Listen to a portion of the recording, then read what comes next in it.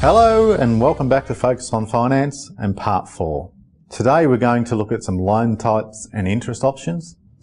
We're also going to take a closer look at some negative and positive gearing and understanding some options to assist in an educated choice when it comes to negative and positive gearing. But first, let's look at some differing loan types available for residential property. And regardless of how they might be dressed up or how they are marketed, we can really simplify it to 4 basic options. And those options are variable rate loans, fixed rate loans, lines of credit, and interest in advance. While each may have varying rates, packaging options, or features depending on the lender, the principles of each remain similar.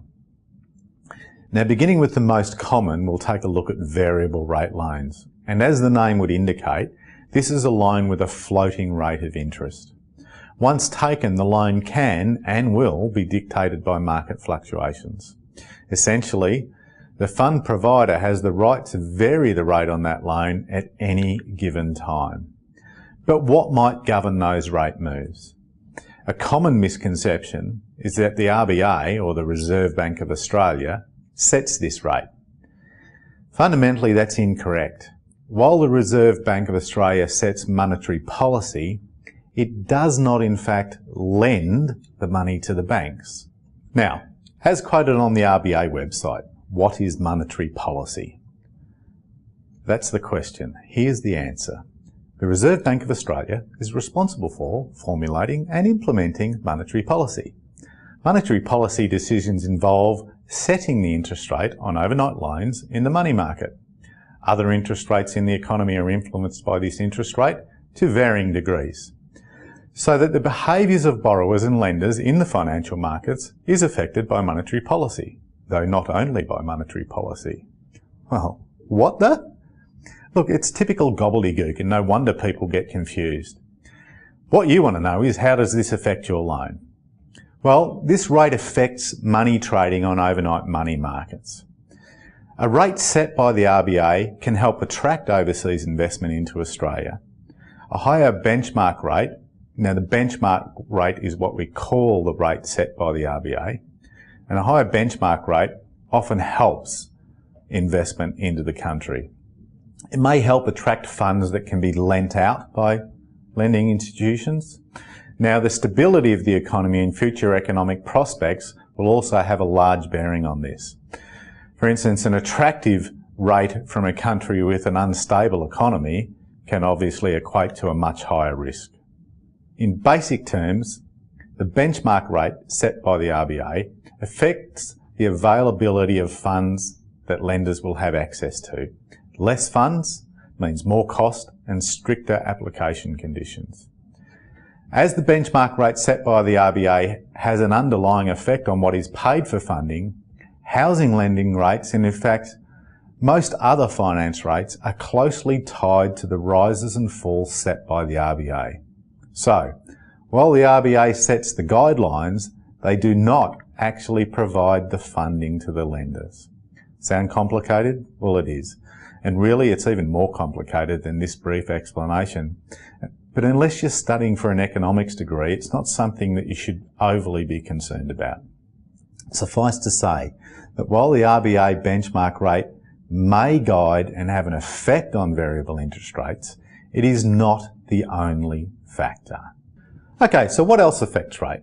Well, literally hundreds of things, but let's look at a couple of common ones that can have an effect. And the first of those is competition. Just like any other business, competition has a major factor on the rate you might pay.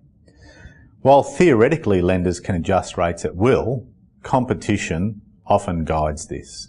And since deregulation of the lending market in 1991, margins have been lowered with the entrance of new players. That means the margin added for profit to your loan is now thinner than it might have been in 1991. The cost that the lender pays for the funds, as described earlier, will have a huge bearing on what you might pay for the loan. When we said earlier that the RBA sets policy, but it doesn't provide the funding, this has meant the funding is sourced through many areas. Keeping it simple, that might include deposit accounts. So when you put money in the bank, they pull all that money together to lend out to other people. Other institutions may be borrowed from.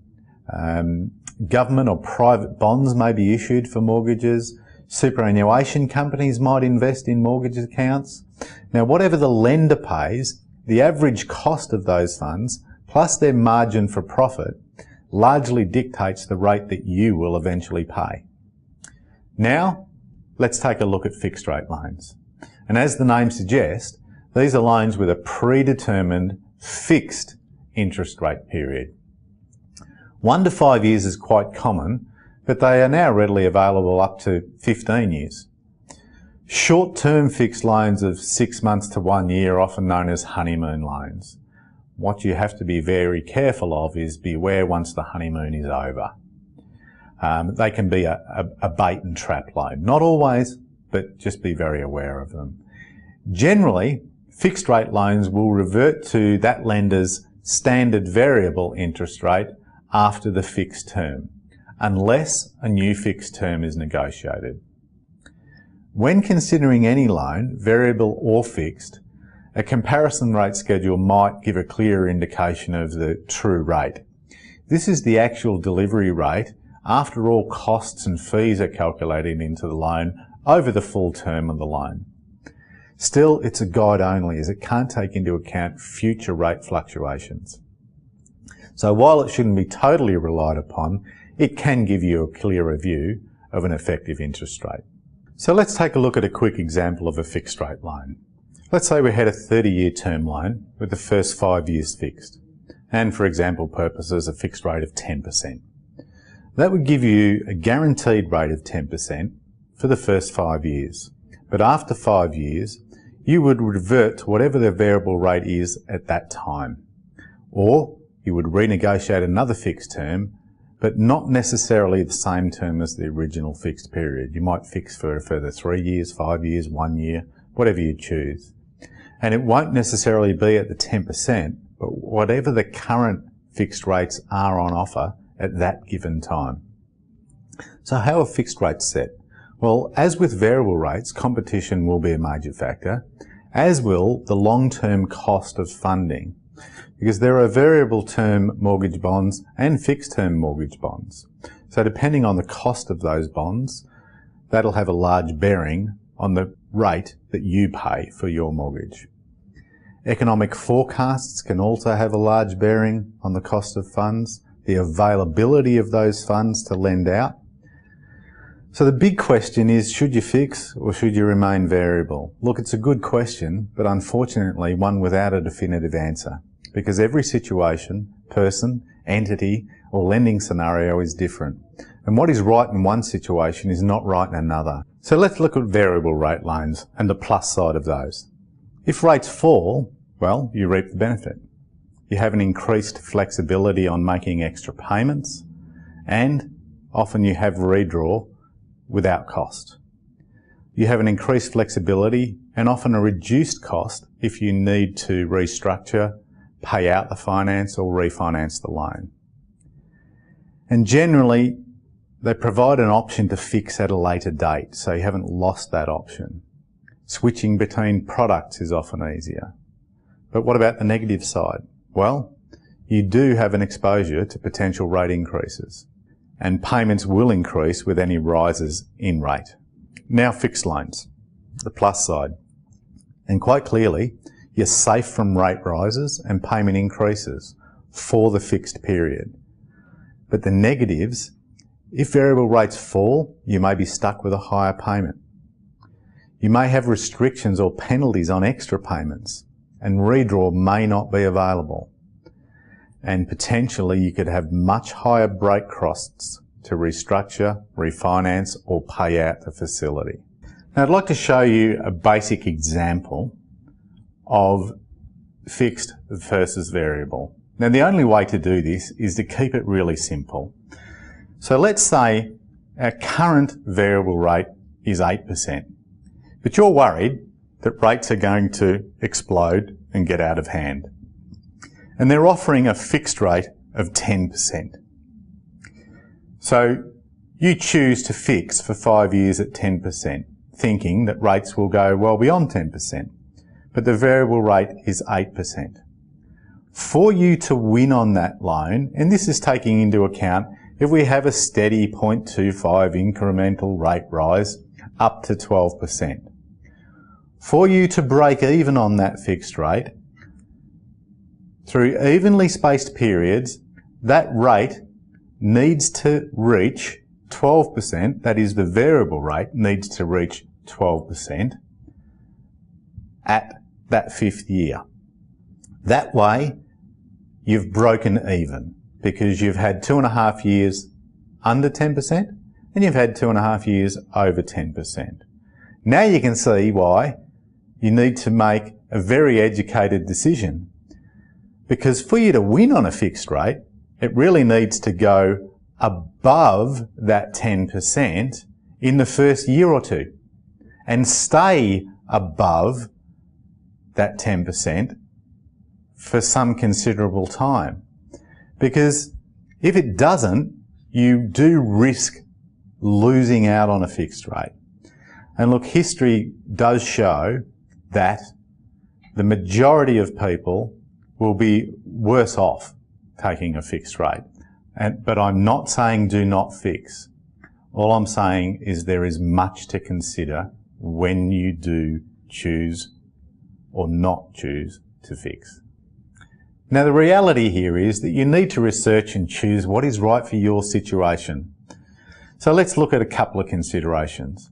If you're investing and you might wish to make further purchases, or you want the flexibility of a redraw or the ability to make extra payments, and you have a tolerance for rate fluctuations and really need that flexibility, then variable is likely to be the choice for you. But if you're on a limited budget and a rise in rates would severely hurt you, then fixing just might be the right option. Either way, look at the options and the ramifications of each before you decide. Now, lines of credit are a whole different being. So how are they different to a normal variable rate mortgage, for instance? A normal mortgage does have options of interest only or an option of principal and interest, as we know.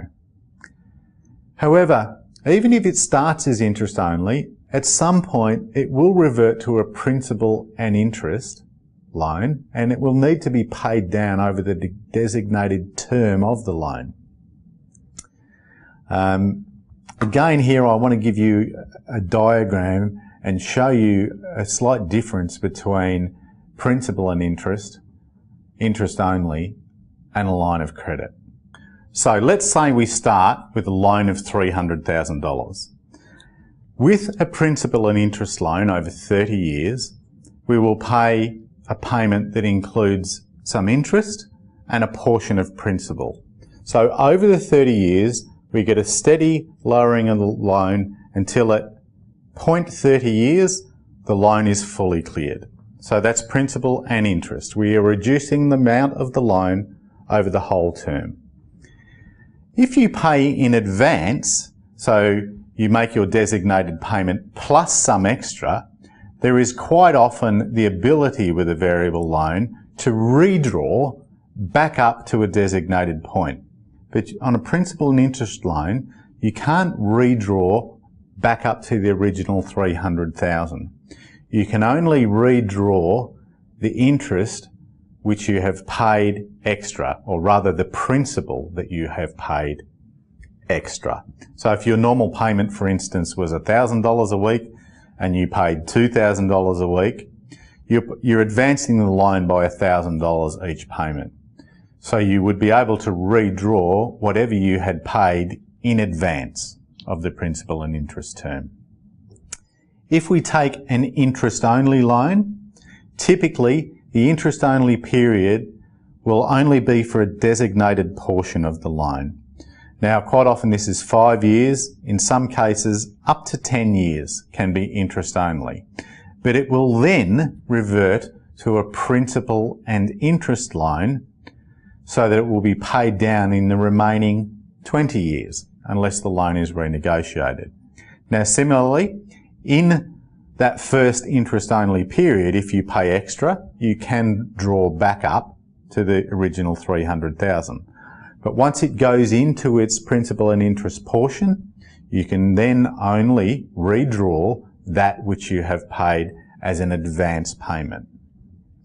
Now, this is where a line of credit really differs from those two products, because a line of credit sets you a limit on the loan. Now, the limit in this case we're talking about is $300,000. The really big difference is the line of credit, while it generally has a term of 25 years, you don't have to pay anything other than the interest on what you've borrowed at any given time. And you can redraw all the way up to the $300,000 at any time during the term granted by the bank for that line of credit. So you could literally take a loan of $300,000 one day, pay it down to $1 the next day, and the following day redraw $299,999 back up to the $300,000. And you can do that as often as you like. So a line of credit gives you the ultimate flexibility. Now, that can be extremely important in the investment market. So also what we have to look at here though is capitalisation, because many lenders will offer a product that they call a line of credit, but it's not a true line of credit. A true line of credit allows capitalisation of interest, and this is where managing the flow of your funds can be extremely important in an investment type of situation.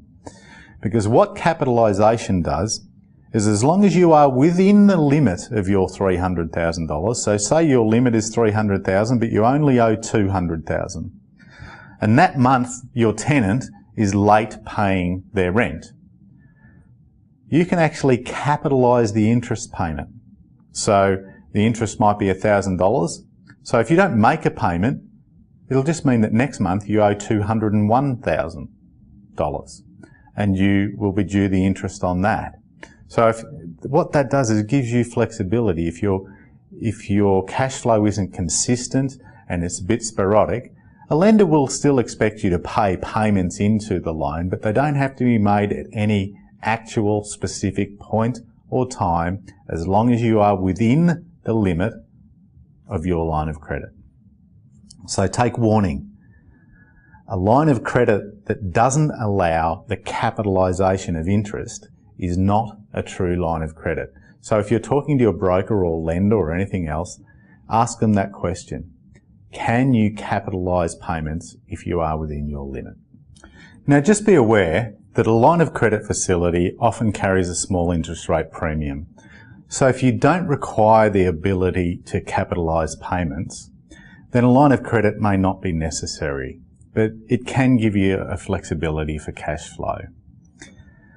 A lot of people are talked into using a line of credit and then living off a credit card, and this is often touted as a way to save. You know, you live off the credit card, pay the balance monthly out of your line of credit, so you're living off someone else's money for the month. Look, in theory, it works, but be very careful because a lot of discipline is needed. And over the years, I've seen very few people that are successful at making it work. If the credit card isn't cleared monthly, the whole system just collapses. A better way to do it can be an offset facility, that is an offset account against your mortgage, or a small line of credit, and use that system, but it cuts the risk. More people get into trouble and have to refinance later than I've ever seen people make that system work. More often than not, I see them get into trouble with it. And we're talking there about an owner-occupied home, not the instance where you would be using a line of credit for an investment purpose. So, how does interest in advance work? That's the next type of interest. And as the title would imply, the annual interest is calculated and paid fully in advance. It's often used so that a tax deduction can be made early on any deductible interest. For instance, if you knew that your earnings were maybe much higher in one particular year, then it may be advantageous to offset any deductible interest in that same year. However, it may not make sense to pay and claim the interest if the following year you're expecting your income to rise. Look, a decision on that type of facility should only be made in consultation with your tax advisor, because they're the ones that know your personal taxation situation. So now, a bit of a closer look at positive and negative gearing. We briefly looked at this in part 1 of this series, so let's again cover that brief explanation. And 1, if a property returns more rent than the total cost to hold the property, it is deemed to be positively geared. But 2, if you need to contribute funds above that received in rent, then simply it costs more than it returns, and it is negatively geared. Now that's simple in theory, much more complex in reality. And while I won't try and give you a lesson in taxation, as that's for your accountant, I thought that a good way of explaining might be to give a simple example of how a property that is actually positively geared can, for taxation purposes, be theoretically negatively geared, legally. Let's take the situation where we had a property loan amount of $150,000 at 10% interest. Now that would equal $15,000 interest per annum. And we might have other costs such as insurance rates, maintenance and agent fees that total $5,000. So we have a total holding cost of $20,000. Now, let's say that that property brings a rental of $400 a week, totaling $20,800 in return per annum. So that would mean you've theoretically made a profit of $800, and that would normally be added to your taxable income for that year. But what if, being a smart investor, you had had a comprehensive depreciation schedule completed for the property and have continued to add any improvements to the property to that schedule? Now, a depreciation schedule allows for deductions on certain depreciation items. In this example, let's say that depreciation amount is $3,000. Even though the money has not actually come out of pocket, it takes a gain of $800 to a deductible loss of $2,200. Now, depending on the entity that owns the property, that may now become a deductible amount off that entity's taxable income. Now, a tip here. We also spoke earlier about picking the right entity for your investment strategy, and this example may need to be one of those considerations. Okay, now that might be good for taxation, but like always, we can't have it both ways. Lenders' calculations when borrowing are much different. Often people comment that as a property is positively geared, it should not affect their capacity to borrow more. After all, the property pays for itself. Now, I wish that were true. But a look at how a lender might calculate the same income can show you why this can be different. Now let's take a look at the same example, but from a typical lender point of view in reference to service capacity. So with a $150,000 loan, now looked at 11.5% interest over 30 years and with principal and interest payments, this gives payments of approximately $17,832 per annum. Now with rent at 75% of the actual amount received, we only have rental to calculate on of $15,600. So in the lender's eyes, the property is actually negative by $2,232 a year. And that amount is deducted off your income for service capacity. Why do they do this? Look, simply as a safety buffer. Lenders allow for rate increases and a potential vacancy of the property for certain periods and other property costs. Is this conservative? Of course it is. But without these buffers, it would be irresponsible lending, and the global financial crisis has shown us where that can lead. So it is conservative, but that's the way they do it. Now, an area that may help some pay-as-you-go earners or salary earners who hold the property in their personal names. Some lenders will allow for a calculable deduction, such as interest, to be added back when they're calculating service capacity. This means they're taking into account any reduced tax you might pay because of the loss and allowing this rebate of tax to be added to your income and used for service purposes. But remembering that can only be done if the property is in your personal name. No gearing effect can be used against personal income if the property is held in a company or trust entity. Complicated? Yep. Plus, every lender can be different. And again, it's something that needs thorough research. Okay, now for the investors, how a property held in a company or trust might enhance your capacity to borrow. And I say might because this gets even more complicated, but let me try and explain the basics very simply. First, there is one basic rule. The property must be positively geared. If it is not, then your borrowing capacity may actually be reduced as you can no longer add back or offset the geared tax loss when calculating service capacity. If the property is positively geared and under a company and trust structure, then the income may be distributed to the trust and to the trustees at the end of each financial year. This income can then be added to the person's taxable income and may be used by some lenders in service capacity calculations. Generally though, those figures will need to be held for 2 years. Now the question on your lips, how does this differ from a property held in personal names that is positively geared? Well, remember when we said that a lender may only allow 75% of rental income to be used for service capacity? When the property is held in a company trust structure, all profit is distributed. Therefore, 100% of the positive gain can be added to income and may increase capacity with some lenders. Look, beware, all lenders view things differently and no two scenarios will likely be the same. Choosing the right lender can be critical if service capacity is borderline. So in summary, again as with previous parts of this series, you have seen the importance of research when it comes to lender and product. Getting the right lender can be as varied as taste. One person's trash can be another person's treasure. Look, we hope you'd have enjoyed part 4 of this series and will join us for the final part 5 soon.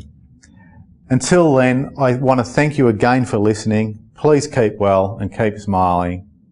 Thank you.